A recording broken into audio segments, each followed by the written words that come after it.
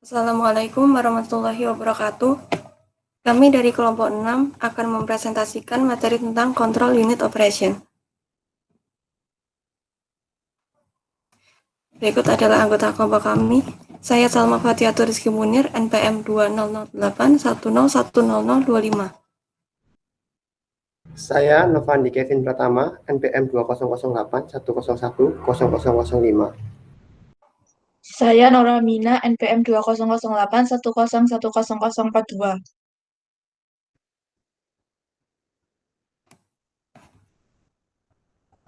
Pengertian operasi mikro. Operasi mikro adalah operasi tingkat rendah yang dapat dilakukan oleh komputer atau CPU, sehingga fungsi operasi akan dihasilkan untuk memindahkan data antar register.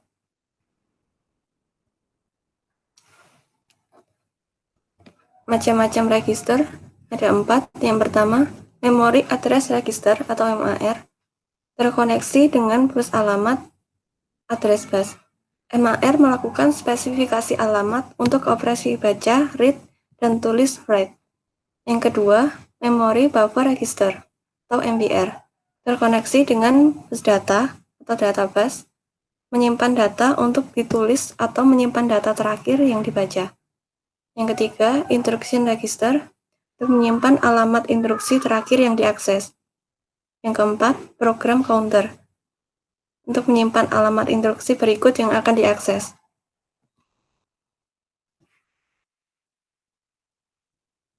Siklus instruksi ada 4. Yang pertama, fetch. 2. Indirect. Yang ketiga, interrupt.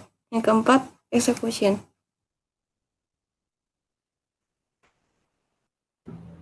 Nah, untuk penjelasan detail mengenai execution cycle, yang pertama adalah fetch. Fetch adalah pengambilan data instruksi ke memori atau register. Nah, di sini saya jelaskan lebih lanjut prosesnya. Pada siklus pengambilan atau fetch cycle, instruksi dibaca dari memori. Program counter berisi alamat instruksi berikutnya yang akan diambil. Alamat ini dipindahkan di MAR atau Memory Address Register dan ditaruh di address bus. Control unit meminta pembacaan memori dan hasilnya disimpan di database dan disalin ke MBR atau Memory Buffer Register. Kemudian dipindahkan ke IR, Instruction Register. Program counter naik nilainya 1 sebagai persiapan untuk pengambilan selanjutnya. Siklus selesai, control unit memeriksa isi IR untuk menentukan apakah IR operand spesier yang menggunakan pengalamatan tak langsung atau indirect. Jadi, lebih jelasnya seperti ini. Pertama, PC berisi data dari memori, lalu PC mengisikan datanya ke MAR, lalu di sini MAR mengisikan ke MBR, dan ketika saat itu PC nilainya akan naik 1. Setelah itu, data dari MBR dimasukkan ke IR atau Instruction Register. Untuk lebih jelas lagi dalam memahami penerapan fetch cycle, di sini saya akan mencoba menerapkan fetch cycle menggunakan bahasa assembly di Python menggunakan library emu86. Jadi seperti yang saya jelaskan tadi, pertama data dari memori diambil. Di sini kita definisikan data dari memori. Misalnya di sini 10. Lalu kita pindahkan ke program counter atau PC. Di sini menggunakan register ECX. Kita pindahkan dari memori. Nah, sudah. Lalu dari program counter berpindah ke MAR atau Memory Address Register. Di sini saya gunakan register EBX sebagai MAR-nya. Kita pindahkan dari ECX, kita masuk. Lalu kalau sudah, dari itu dia berpindah melalui address bus, berpindah ke MBR dan disalin datanya nih. Kita salinkan data dari MAR, kita salinkan ke MBR. Di sini untuk MBR saya gunakan EDX. Lalu kita salinkan EBX. Lalu sudah, ketika data sudah disalin, otomatis program counter nilainya akan naik 1.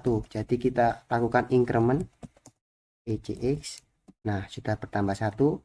Lalu nilai dari MBR atau buffernya kita pindahkan ke instruction register. Jadi kita move di sini untuk IR-nya saya menggunakan EAX, register EAX. Kita pindahkan dari EDX. Nah, seperti inilah mekanismenya, atau lebih jelasnya seperti ini. Jadi, pertama dari memori berpindah ke PC,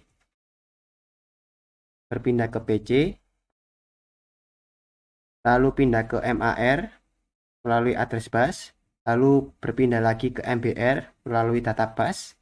Nah, ketika sudah pindah ke MBR, program counter nilainya akan naik 1, lalu data dari MBR akan berpindah ke IR atau instruction register, seperti itu.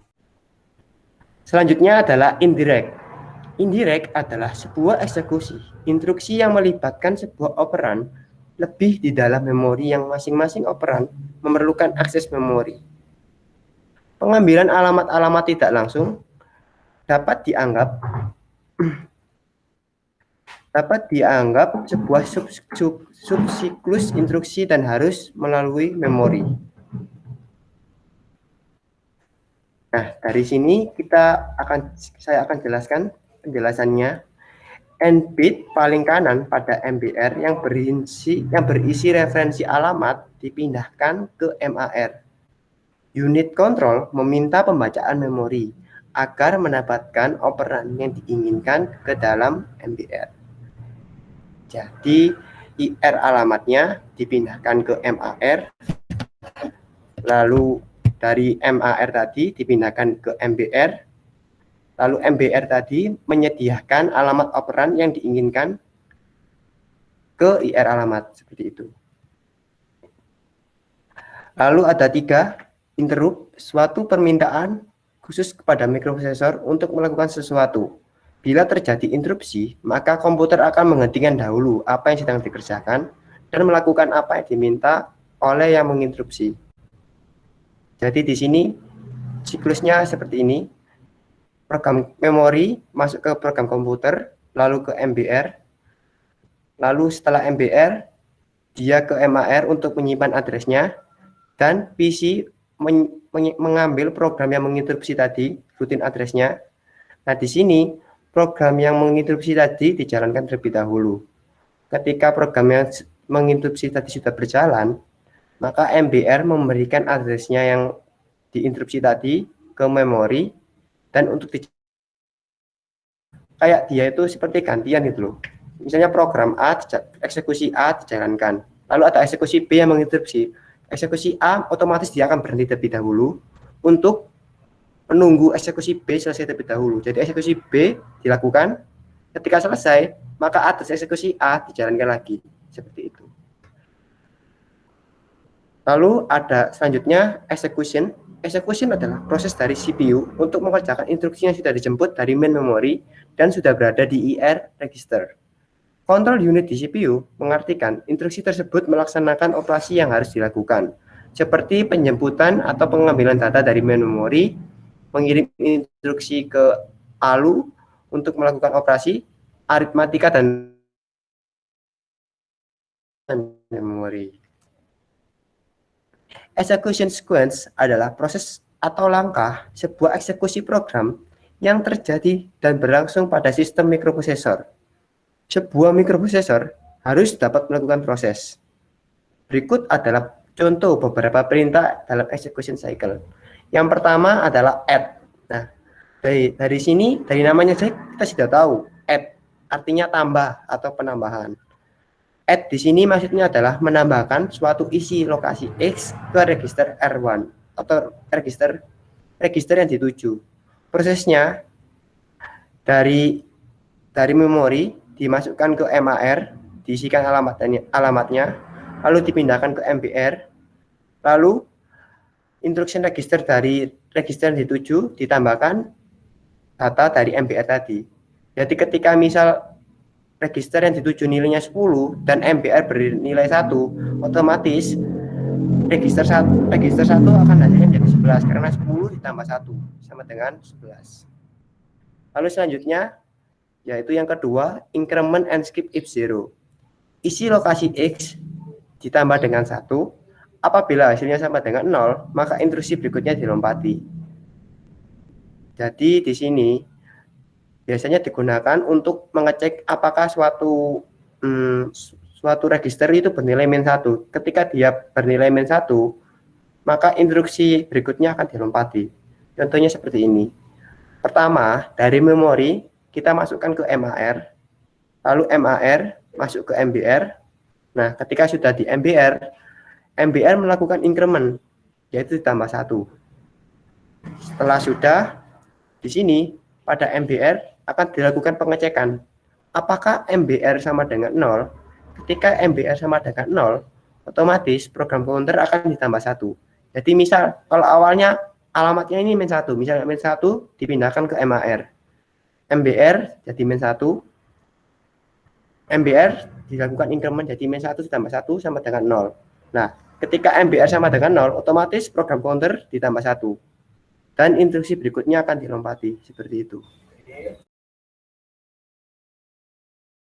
Untuk lebih memahami lagi mengenai execution cycle, di sini akan saya terapkan execution cycle menggunakan bahasa assembly di Python. Contoh beberapa perintahnya, sekarang yang pertama adalah add. Di sini add adalah maksudnya menambahkan suatu isi lokasi ke register tujuan. Di sini yang pertama seperti biasa dari memori datanya yaitu move, kita masukkan dulu ke memori. Di sini saya masukkan 100. Nah, sudah masuk nih ke memori. Lalu data dari memori akan berpindah ke MAR. Di sini MAR saya akan gunakan IBX sebagai MAR-nya. IBX kita pindahkan dari memori. Oke, sudah masuk. Lalu dari memori address tadi kita pindahkan ke memori buffer atau ke data bus-nya. Di sini untuk MBR-nya saya gunakan EDX. Kita pindahkan dari EBX. Oke, sudah masuk.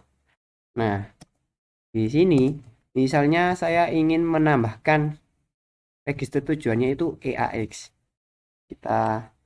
Caranya cukup mudah, yaitu kita ketik add, habis itu register tujuan dan register lokasi yang ingin ditambahkan. Misalnya di sini EAX, EBX. Nah, sudah di 110. Nah, kok 110? Misalnya di sini kita coba lihat dulu move EAX, kita definisikan 10. Nah, 110. Jika ini buat 20, otomatis 120 karena 20 ditambah 100 sama dengan 120. Jika di sini 50, 60, mohon maaf 60, di sini 20, otomatis 180. 120 tambah 60. Jadi, bisa disimpulkan perintah add atau penambahan itu gunanya untuk menambahkan isi lokasi X terhadap suatu register yang dituju.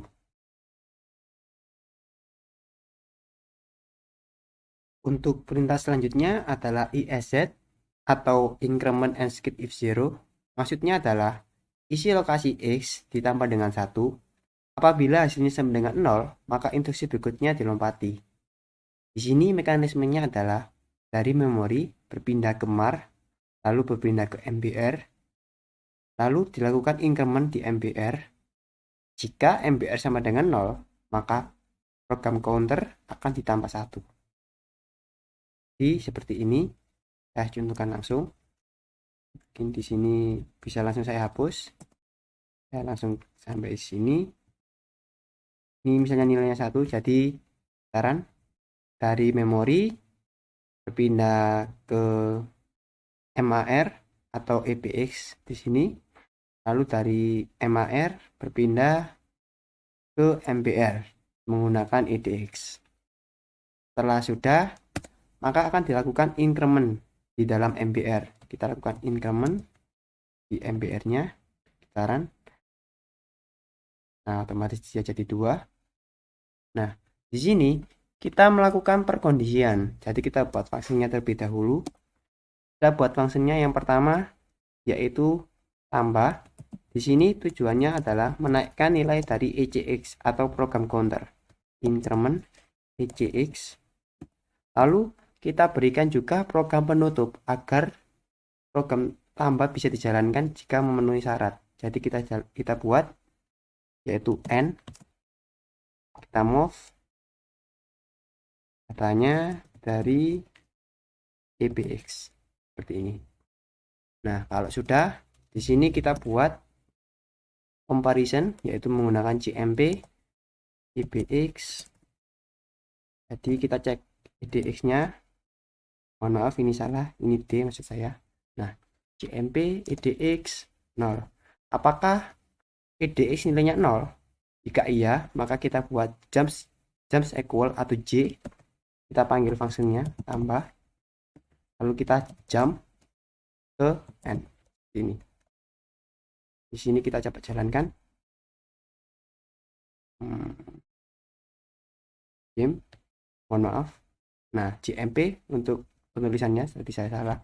Nah, di sini tidak akan muncul ECX karena MBR tidak memenuhi kondisinya yaitu 0. Misal di sini dari memori nilainya -1 otomatis. Nah, ECX-nya akan muncul jadi 12. Jika dijalankan lagi, nah, mohon maaf, ini ketika dijalankan lagi, otomatis program counter akan bertambah. Dijalankan lagi, akan bertambah. Namun, jika ini lebih dari 0 atau tidak sama dengan 0, otomatis program counternya tidak akan bertambah. Jadi, awalnya dari memori berpindah ke MAR, lalu ke MBR, lalu dilakukan increment pada MBR, lalu kita lakukan comparison apakah MBR sama dengan 0. Jika iya 0, maka dia langsung masuk ke function incrementnya tadi. Setelah selesai, maka otomatis data dari MBR tadi dimasukkan ke memori seperti itu. Seperti itu untuk penjelasan dari increment and skip if zero. Lalu ada BSA, branch and save return address, merupakan alamat instruksi yang berada setelah instruksi BSA disimpan di lokasi X dan eksekusi dilanjutkan pada lokasi X plus 1. Alamat yang disimpan akan digunakan kemudian untuk keperluan return. Jadi prosesnya seperti ini, dari memori dimasukkan ke MAR. Nah, MAR tadi dimasukkan ke MBR. MBR juga memasukkan ke program komputer. Lalu program komputer mengalamatkan alamat sebelumnya. Jadi alamatnya disimpan terlebih dahulu sebelum dijalankan. Ketika sudah dijalankan, PC bertambah 1 dan nilai MBR, nilai yang disimpan di MBR tadi di return. Seperti itu.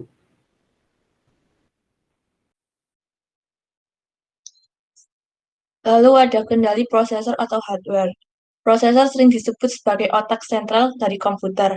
Artinya, unit pemroses utama dari perintah-perintah program yang harus dijalankan oleh komputer yang mengontrol keseluruhan jalannya sebuah sistem komputer dan digunakan sebagai pusat atau otak dari komputer yang berfungsi untuk melakukan perhitungan dan menjalankan tugasnya. Next. Cara kerja CPU.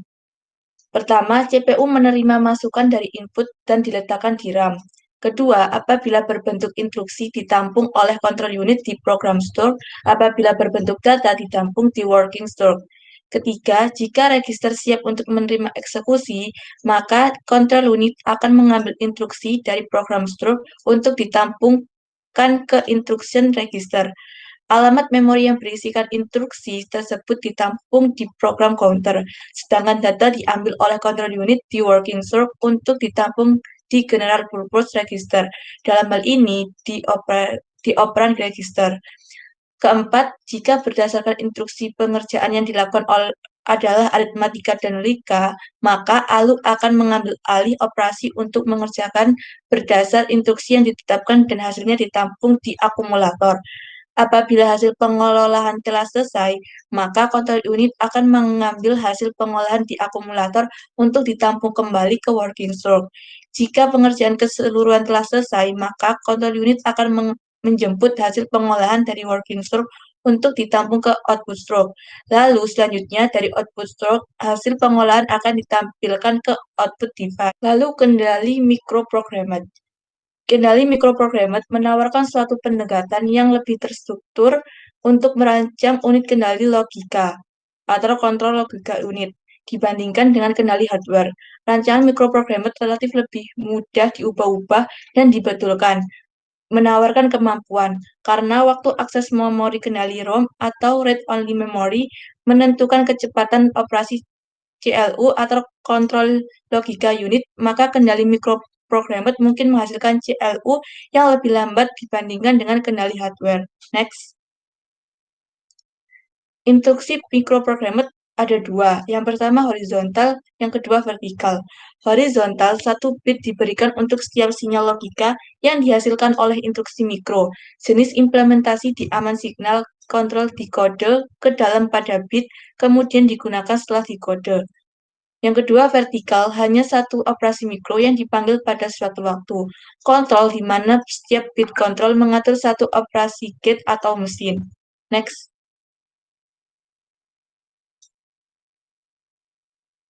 Selanjutnya ada komponen microprogrammer. Komponen-komponen pokok kontrol unit microprogrammer. Yang pertama, instruction register, control store berisi microprogrammer, address computing, circuiting, microprogrammer counter, micro instruction buffer, micro instruction decoder. Yang kedua, peralatan pendukung microprogrammer control. Ada assembler mikro, formatter, sistem pengembangan, dan simulator perangkat keras. Demikian presentasi yang dapat kami sampaikan. Mohon maaf apabila ada kesalahan dan kekurangan dari kelompok kami. Terima kasih atas perhatiannya. Wassalamualaikum warahmatullahi wabarakatuh.